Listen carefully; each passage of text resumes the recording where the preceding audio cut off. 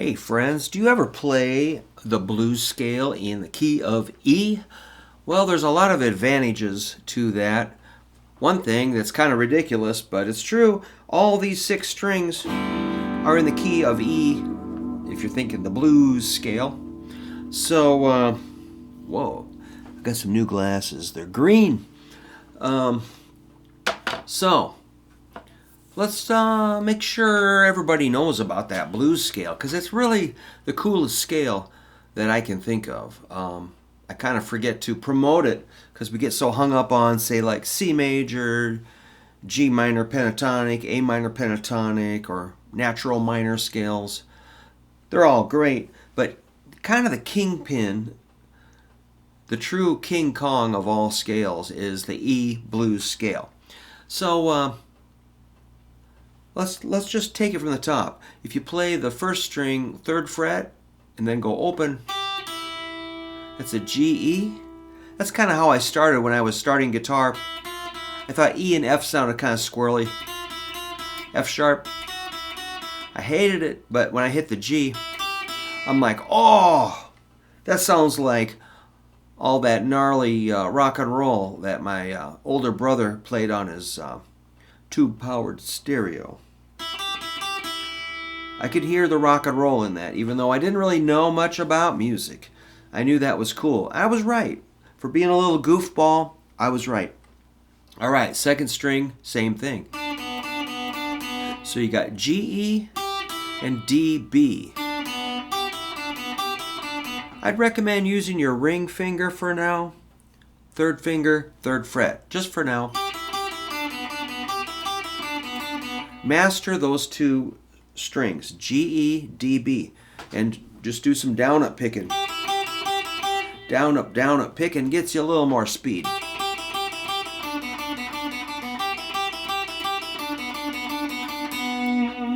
Excuse me, itchy nose. Then we get to our 3rd string. This is where it gets wild. There's kind of a dangerous note there. It's the B flat. 3rd fret, 3rd string. It's going to sound dissonant. Embrace the dissonance. Check it out. Sounds broken and wrong and evil and bad and sick and demented. That's why we love it. It sounds hurtful. It's painful. That's called the flatted 5th. That's part of the blues scale. Next, go down to A, which is 3rd string, 2nd fret, middle finger. So we finally get the middle finger in there. You've been waiting for that. Then a 3rd string, open G. We're almost done with the blues scale. 4th string, 2nd fret, E. Middle finger. Let's reverse it. Start on that E and walk our way up. And end on E. To give you some context, I recommend strumming an E7 chord. Then you'll have kind of an idea why we're doing these notes.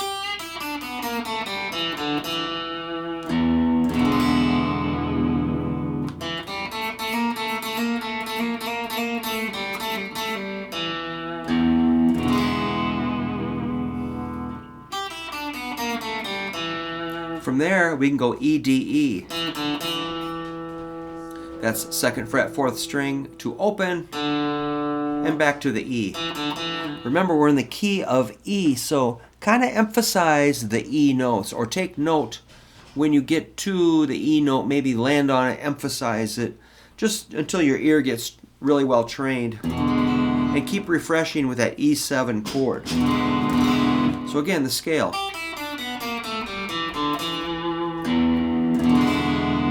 From this E, 4th string, 2nd fret, we can work it backwards. I'm going to turn on my light. What do you think? Whoa!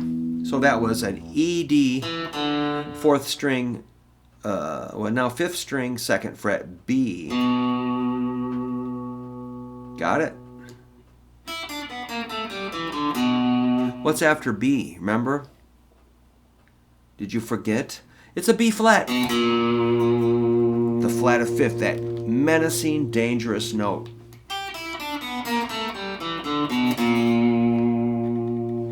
You got to embrace that. From there, you can play open A, which is a fourth interval of the E blues scale. And then you got your big G and open E. So we went from first string to sixth string. On that sixth string, third fret G, it's pretty tempting to give it a small bend. If you give it too big of a bend, it sounds kind of goofy. Too much. So just a small bend.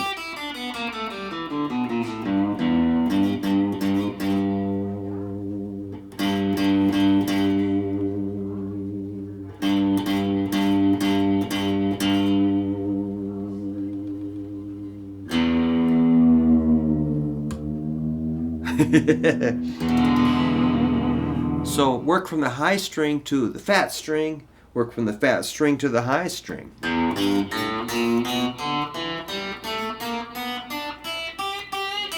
You can do the same little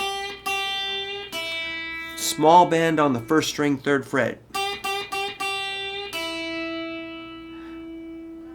Alright, second string, that D, let's slide it up to an E. 3 to 5, a slide.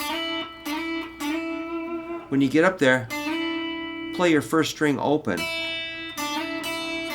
If you want to, you don't have to, but it sounds cool.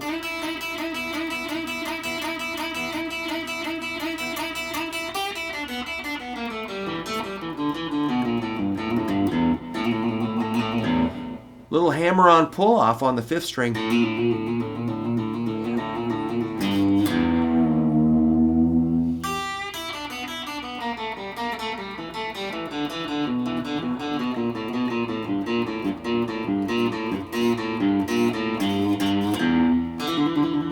That's a good move. Fourth string, hammer-on pull-off.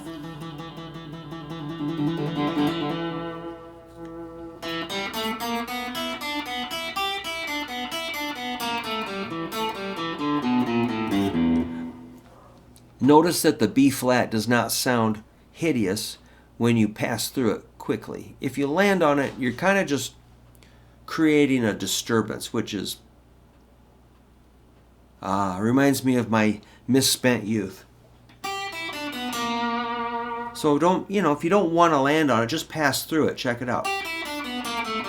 Then you don't hear it so much. So the note you land on is kind of important. So let's say you land on a G. It sounds like you're kind of hanging in space. When you take it down to the E, it sounds like, exhale. But when you land on the G, it sounds kind of tense. If you land on second string, D, that would be part of an E7 chord. So it's really part of the chord.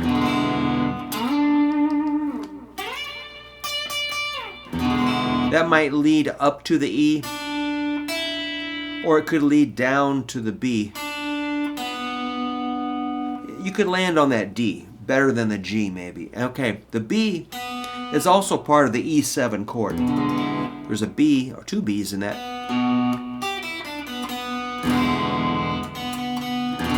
That sounds like a consonant, not dissonant. But the B flat is kind of the crazy one. So, if you want to be, if you want to make it get noticed, hit that B flat. Okay, here's one. You can land on it if you want to. It's pretty cool.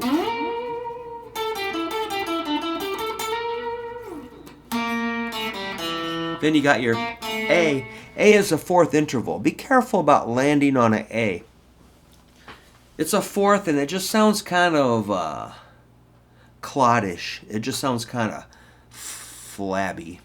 The A is, if you're on an A chord, then yes, land on the A note. But when you're doing E, The G also is a little weird, but here's how you can fix that. Take it to first fret, G sharp, which is part of the chord. So we can modify that blues scale. I always love that major third.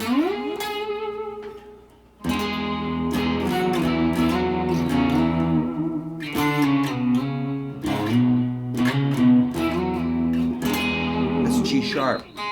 Ah, it's a pretty note.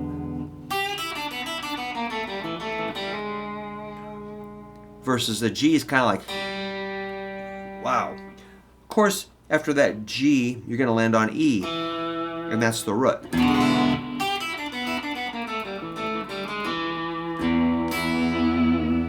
All right, so that's just in the first 3 frets. I did get up to the 5th fret on the 2nd string. You can definitely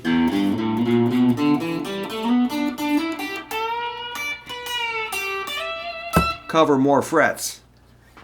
I keep bonking things over there. Maybe I'll move over. No more bonking, except the headphones. All right. You probably already knew that E blues scale, but sometimes we need reminders. I've learned so many things. I just forget to practice them, like vocals and drums and bass and musical ideas. I forget to practice them. So that's why I'm here, just to remind you that that E blues scale is really, really easy, and it's really cool.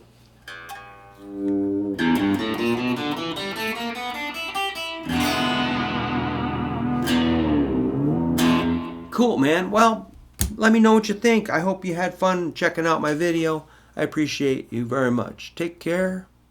Beware.